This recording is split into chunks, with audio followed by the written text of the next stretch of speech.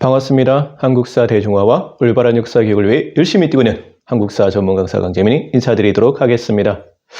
오늘은 지난주에 이어서 고려 원종의 태자였던 왕심, 뒷날 충렬의 왕이죠. 이분과 원세조 쿠빌라이의 따님이었던 제국대장 공주의 드라마틱한 국제결혼 이야기를 들려드리도록 하겠습니다. 먼저 지난주 내용을 한번 정해보도록 하겠습니다. 삼별초의 항쟁은 1270년 음력 6월 1일 날 시작되어서 1273년 음력 4월 28일 날 제주도 항파두성이 함락되면서 드디어 끝나게 됩니다. 자, 이 삼별초의 항쟁, 그 성격을 규정하기가 쉽지 않다고 말씀을 드렸습니다. 이 삼별초라는 부대는 무신정권의 친위부대장, 특수부대로서 민중들을 억압하고 탄압했던, 그 대가로 또 본인들은 엄청난 특권과 특혜를 누렸던 솔직히 악명 높은 부대였죠. 그리고 난을 일으킨 동기 자체도 순수한 애국심이나 항몽 정신이 아니라 삼별초가 혁파당하게 되니까 자신들의 생명을 부지하기 위해서, 즉 생존권 투쟁에서 시작되었다가 훗날 자신들이 탄압했던 민중들과 결합하면서 거국적인 대몽항쟁으로 발전되는 특이한 양상을 보였다고 제가 말씀드렸습니다. 이 삼별초의 항쟁의 성격을 어떻게 규정하든 간에 분명 한 가지 사실은 있었죠. 바로 이들이 보여주었던 처절하고 치열했던 그 항몽 의식만큼은 우리가 높이 살고 기려야겠다. 이것이 바로 우리 민족의 힘이고 저력이라고 저는 말씀드리고 싶습니다. 그래서 그때 삼별초와 함께 맞서 싸웠던 그 수많은 이름 없는 민중들, 그분들을 꼭 기억하고 그분들한테 뜨거운 박수를 보내드리고 싶습니다. 아무튼 이 삼별초의 항쟁은 역사적으로도 중요하고 시험에도 굉장히 자주 나오기 때문에 여러분 잘 기억해 두셔야 된다고 제가 강조해서 말씀을 드렸죠. 출제 포인트는 두 가지였습니다. 첫째는 뭐냐면 바로 이 삼별초의 근거지가 이동하게 되죠. 첫 번째는 강화도, 그 다음에 뭐였죠? 진도, 그리고 마지막에 제주도, 이렇게 근거지가 바뀌었다는 거 잘 기억해 두시고, 또 삼별초의 지휘관이 바뀌었었죠. 처음에는 배중성 장군이었다가 나중에는 김통중으로 바뀌었다는 사실 잘 기억해 두셨으면 좋겠습니다. 자, 아무튼 이제 오늘 본격적으로 원종의 아들, 바로 태자 왕심이죠. 뒷날 충렬왕이 되는 분과 바로 원세조 쿠빌라의 따님이었던 제국대장 공주의 정말 드라마틱한 국제결혼 이야기를 들려드리도록 하겠습니다. 자, 고려 원종은 원세조 쿠빌라이와 강화협상을 마무리 짓게 됩니다. 이후에 원종이 원세조 쿠빌라이에게 자신의 아들이었던 태자 왕심과 쿠빌라이의 따님이었던 제국대장 공주의 결혼을 공개적으로 요청하게 됩니다. 즉 공개 구혼 청혼을 하게 된 것이죠. 무려 장장 5년 동안 엄청나게 표문도 올리고 진짜 정말 구구절절 러브레터를 쓰게 되는 겁니다. 제발 폐하의 따님을 우리에게 내려주십시오 하면서 편지를 썼는데 문제는 이 쿠빌라이와 원종이 굉장히 끈끈한 브로맨스 관계지 않습니까? 그럼에도 불구하고 쿠빌라이는 이 결혼을 차일피일 미루고 거절하게 됩니다. 심지어는 거절하다가 안 되니까 뭐라고 하냐면 나한테는 딸이 없다 하는 뒷날 거짓말로 밝혀지지 않습니까? 딸 있었거든요. 딸이 없다는 거짓말까지 하면서 이렇게 이제 계속 차일피일 미루게 된 것이죠. 우리가 고려 원종과 이제 원세조 쿠빌라이 사이에 강화협상이 마무리되고 이때부터 우리는 원간습기로 들어가게 되거든요. 물론 고려가 굉장히 뛰어난 외교수를 발휘해서 유리한 조건으로 강화협상을 맺은 것은 사실입니다. 그 당시 몽골의 침략을 받았던 나라 중에서 이렇게 왕조가 살아남고 정체성을 보존한 나라는 고려밖에 없다는 말이 있을 정도로 고려는 굉장히 대단한 겁니다. 이것도 대단한 외교력 승리라고 할 수는 있지만 그래도 어쨌든 항복한 거잖아요. 우리가 을입니다. 그러면서 원나라의 간섭을 받을 수밖에 없다. 그래서 고려 원종 때부터 약 100년 가까이 원간섭기가 지속되죠. 나중에 이제 우리가 나중에 배우게 되죠. 고려 공민왕이 반원자주개혁 운동으로 이 원의 간섭을 끊어낼 때까지 100년 가까이 계속됩니다. 이 원간섭기에 여러 가지 특징들이 있는데 우리는 솔직히 원간섭기의 주요 특징들 뭐라고 생각하죠? 우리 고려 국왕이 원황제의 사이가 됐다. 즉 부마가 됐다는 겁니다. 즉 고려가 원의 부마국이 됐다. 이 사실을 아마 많이 알고 계실 겁니다. 그리고 이 사실에 대해서 많은 분들이 분노를 하고 모욕적으로 느끼게 되는 것이죠. 감히 고려 국왕이 원나라 공주와 강제적으로 결혼하게 되고 원황제의 사이가 됐다는 사실에 많은 분들이 분통을 터뜨립니다. 그리고 이것은 원나라의 강압에 의해서 어쩔 수 없이 이루어진 국제 결혼이라고 생각하고 계신데 이제부터 반전이 펼쳐지게 됩니다.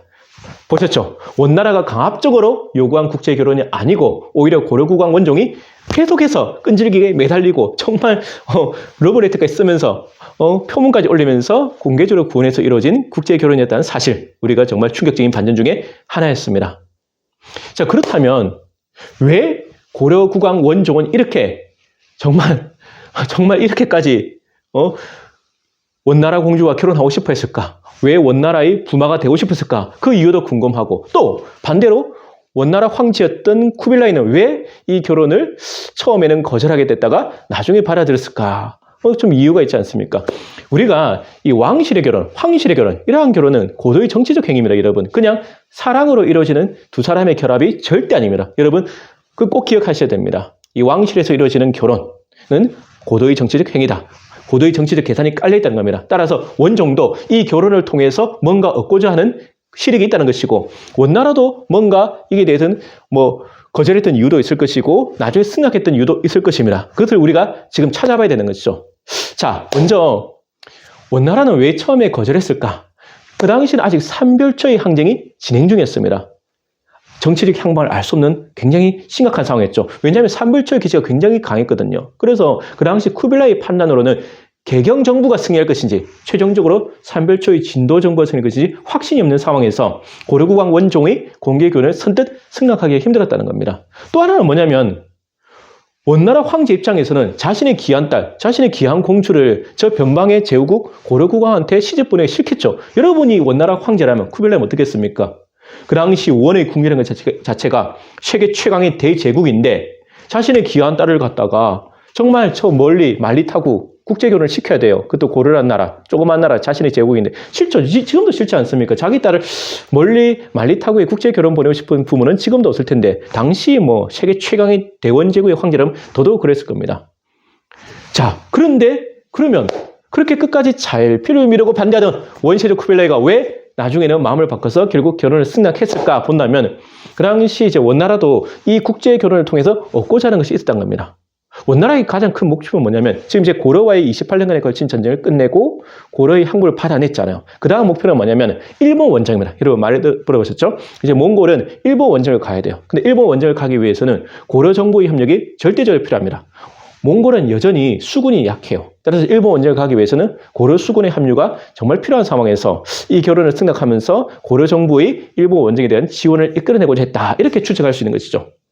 반면에 고려 원종은 왜 이렇게 끈질기게 공개 구원을 했을까? 당연히 얻고자 하는 게 있다는 겁니다. 이 고도의 정치적 행위가 깔려있다는 겁니다. 뭐냐면, 자, 이제 그 태자 왕심, 뒷날 충렬왕입니다. 이 충렬왕이라 할게요. 이 충렬왕이 결국 제국대장공주와 결혼하게 되면 어떤 변화가 생기냐? 고려국왕 플러스 알파로 원황제의 사위, 즉 부마가 됩니다. 그래서 원래는 고려국왕이었는데 이제는 뭐가 됩니까? 거기다 스펙이, 쉽게 말하면 스펙이 하나 더, 강력한 스펙이 하나 더 추가되는 겁니다. 바로 원나라 황제의 부마라는 지위가 추가됩니다. 그러면 고려국왕의 지위가 더 올라가게 되는 것이죠. 단순한 고려국왕이 아니고 이제 원나라 황족의 일원이 되게 되는 겁니다. 그래서 쿠릴타이라고 하는, 제가 전에도 말씀드렸지 않습니까? 쿠릴타이라는 그 원나라에서 그 부족장 회의라고 있거든요. 원나라 황족들의 회의입니다. 그 부족장 회의에 이제 참가할 수 있는 자격이 생깁니다. 이제 원나라 황실 일원이 된 겁니다. 자, 그러면서 고려국왕의 위상이 올라가면서 고려국왕의 정치적 입지가 넓어지고, 이걸 통해서 몽골과의 외교에서 유리한 고지를 차지하기 위한, 그러면서 원간섭기 때 최대한 몽골의 내정 간섭을 막아내기 위한 이러한 조치로서 공개 구원을 했다, 이렇게 볼 수 있다는 것이죠. 실제로 그런 사례가 있습니다. 이제 고려국왕이 원황제의 부마까지 되면서 그 지위가 올라갔잖아요. 그 대표적 사례가 고려사에 보면 나옵니다. 예전에는 원황제의 사신이 오면 당연히 원황제의 사신이 상석에 앉고 고려국왕은 그 다음이란 말이죠. 근데 이제 어떻게 됩니까?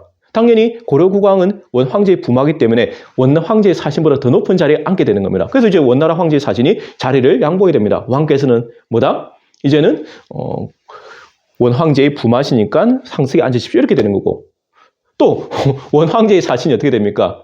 절하면서 고려국왕이 내리는 술을 절하면서 받아 마시고 또 절하면서 받아 마시고 이렇게 하거든요. 이제 고려국왕이 더 높은 지위에 올라가는, 원황제의 사신보다 더 높은 지위에 올라가게 된 것이죠. 근데 옆에 있던 다루가치, 그 몽골 관리 감독관이 그렇게 하지 않으니까 이제 이 원황제의 사신이 꾸짖었다는 겁니다.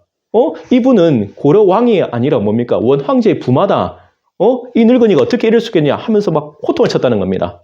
여기서 바로 원종이 바랬던 계산이 여기서 보이는 것이죠. 아, 고려 국왕으로서 만족하지 않고 원 황제의 사위, 부마라는 지위를 얻어서 원나라의 관계에서 좀 더 유리한 입장에 서겠다. 이러한 정치적 계산을 알 수 있다는 겁니다. 아, 정말 이 결혼이라는 것도 왕실이나 황실에서는 단순히 사랑으로 이루어진 게 절대 아니다. 정말 정치적 계산이 다 깔려 있다는 겁니다. 조선시대도 마찬가지죠.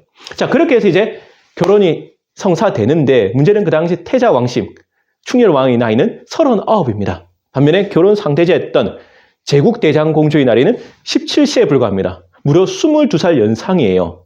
게다가 충렬왕은 이미 결혼한 상태입니다. 고려인 왕비가 있었습니다. 설마 39살까지 결혼 안 했겠습니까? 그 당시에. 지금은 뭐 요즘에는 결혼을 늦게 하니까 그럴 수 있지만 그 당시에는 빨리 결혼하거든요. 그래서 이미 정화궁주로 가는 고려인 왕비가 있었고 자식까지 있었습니다. 그럼 제국대장공주 입장에서 볼 때는 기가 막히죠.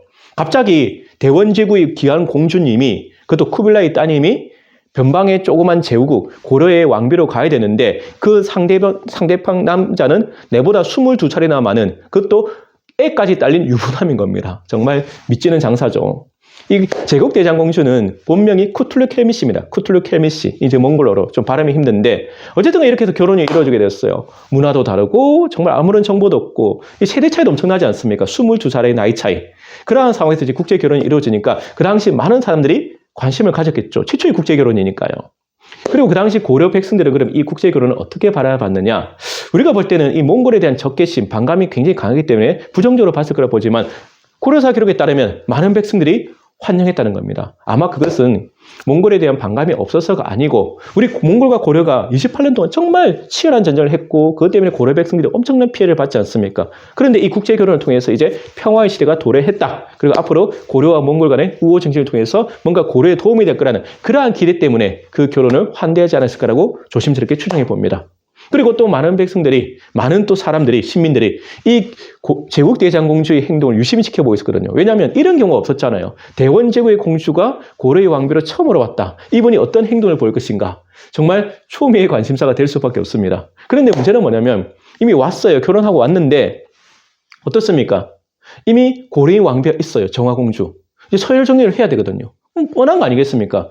아무리 먼저 결혼한 고려인 왕비였던 정화공주가 있다 하더라도 대원제국의 공주님이 우선권이 됩니다. 그래서 이제 제국대장공주가 제일 왕비가 되고 정화공주는 뒤로 밀리게 되고 거처도 내놓게 돼요. 원래 거처하는 곳에도 쫓겨나서 별궁으로 물러나게 됩니다.